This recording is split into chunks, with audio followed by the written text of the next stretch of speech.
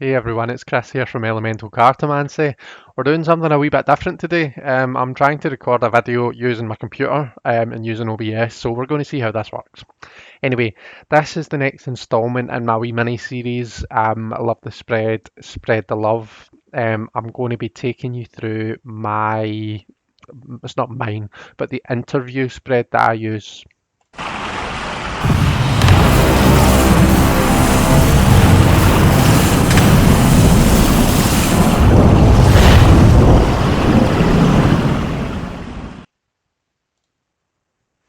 Okay, guys, so here we are. The interview spread, you've probably seen me do it several times if you've watched any of my walkthroughs.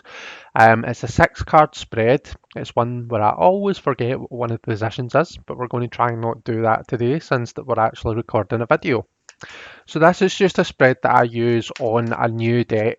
I use it to just get to know a new deck. In fact, what I might do is I might break out my Lumina Tarot. If I'd thought this through, I would have already had this out, but we can't have things being too smooth and together, can we? So Lumina Tarot is one that I've had for a couple of weeks, and I've not actually yet worked with it. So let's actually do a proper interview spread with a deck that we've not used before, and you can see how it works. It does mean that you're going to get to see me shuffling this whilst I'm talking to you about this. Um, so yeah, this is just a spread that I use to get to know the deck, get to know what its strengths and weaknesses are. This is a really tough deck to riffle shuffle. Really sturdy cards, although I'm sure once it's broken in, it'll be fine. Um, yeah, it kind of it gives me a bit of a, you know, I feel like I'm getting a bit of a insider knowledge on the deck, you know. It almost sets the tone for how I'm going to use the deck. So it's something that I do always like to do because sometimes I'll feel messages coming through where it's like, right, this is a deck that's to be used for very logical, down to earth, mundane muggle problems, you know. And sure enough, if I try and use the deck for something, something woo or something out there, something extra, the deck's not really going to be very responsive. Um, so I'm kind of learning to, as much as I don't think that decks are alive and that they have feelings and that they talk to us, I think that we kind of impart that onto the deck. I'm learning to listen to what they tell me during the interview. Okay. Okay. Sorry, this was all in order, so I'm having to do my usual 7 riffles to make sure that it's properly randomised. You know what I'm like. Um, but yeah, we're on a Saturday afternoon. I would love to tell you that the sun's shining, but as you can see behind me, that is just not the case. I'm using this webcam, which is actually Sandy's webcam, but it's like so much better than mine. So yeah, I'm going to try and use this whenever I can. He does stream games and he streams gaming. So I won't be able to have it all the time, but at least sometimes I'll be able to use it. Okay, right, without further ado or further talking rubbish, let's get started. So, like I say, this is a 6 card spread. It's one that I found online, and I do use the same spread positions, but I just rather than I think it's like like there's 4 in a diamond and then 2 over here. Rather than do that, I just like to have like 1, 2, 3, 1, 2, 3. Just personal preference. Um, but the first card is kind of like the first question in any job interview, really. The first card is tell me a bit about yourself. So let's see. We've got the Chevalier de Baton or the Knight of Wands, so very high energy deck. Um, this is a deck that likes to be used, that likes to be out there, like burning off energy. It's not going to be very happy if it's just sitting on a shelf for like 99% of the time. This is a deck that wants to be used for the purpose that it was intended. It wants to feel important, you know. The next card, again, quite a common question in any kind of interview, is tell me a bit about your strengths. Okay. So we've got the Queen of Swords. So this is quite a nice card to have for the deck strengths because it's obviously a very kind of intellectual based deck. It's able to see through the bullshit in a situation. And really give you that honest answer that you need. But the nice thing about the Queen of Swords that maybe the King of Swords is a bit lacking on is she does still have that watery kind of emotional element to her. She is able to put the message across in a way that's not going to offend or it's not going to upset us. The Queen of Swords has this nice subtlety about her.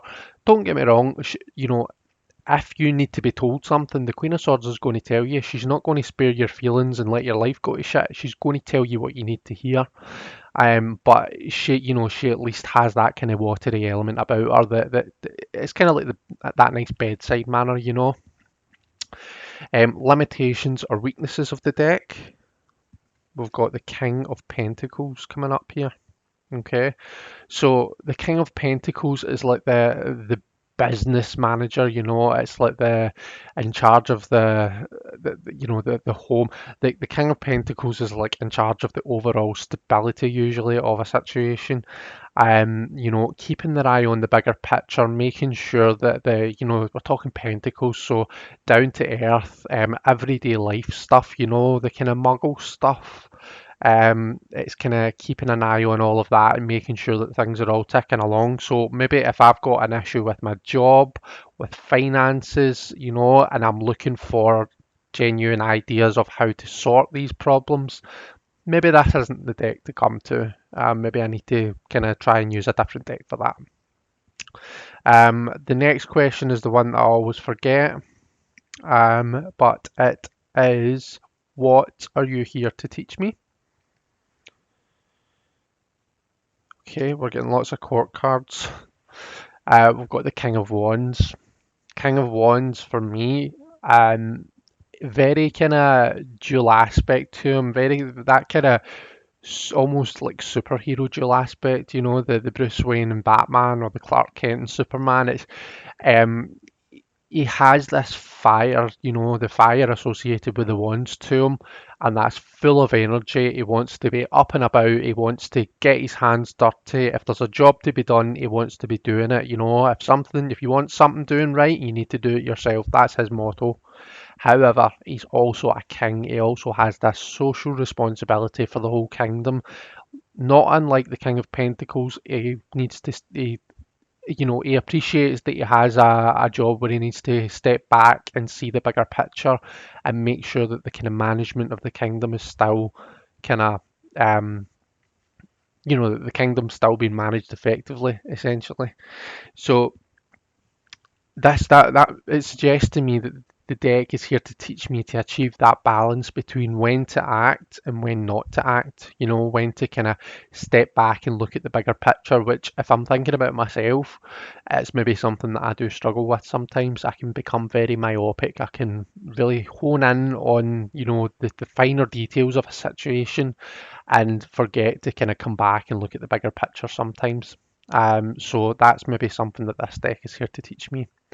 The next card is, how do I best work with and collaborate with you? We've got the Ace of Pentacles. This is a seed right now. This is something that needs to be worked on and built. The relationship needs to be built up. All right. And we're talking Pentacles, so we're talking the tangible realm. We're talking physical. All right. So actually get me out, shuffle me, put me down on the table, work with me, work hard, put the time and effort in that's needed to build up that relationship. And then what is the outcome? We've got the Two of Cups. So that's a lovely card to see for the outcome of the relationship. So yeah, I'm quite happy with that. I'm thinking that that's good. I mean, Two of Cups, it's that kind of, it's almost like a soulmate type energy. Now, don't worry, lightseers, I'm not going to cheat on you. that's always going to remain my soul deck, but it doesn't mean that I can't form a close emotional connection with my other decks. And this, I mean, the artwork on this deck is stunning. I've not done a walkthrough because obviously that wasn't the purpose of this video. This is a spread video, but yeah, that's looking pretty positive. All right, so just to run through the position meanings again for you guys, just shows that it's it's concise. We've got tell me a bit about yourself. What are your strengths? What are your weaknesses? What are you here to teach me? How do I best work with and collaborate with you? And what is the outcome of our working relationship? Okay, so there we go, guys. Just a very quick video today, but I hope that you enjoyed it. If you do use the spread, or if you use something similar, let me know in the comments. If you try it out, if this is, if you've not seen this before and you try it out after, let me know how you got on with it. I'll be interested to hear. Okay, enjoy the rest of your day. Take care, and thanks again for watching, guys. Bye bye.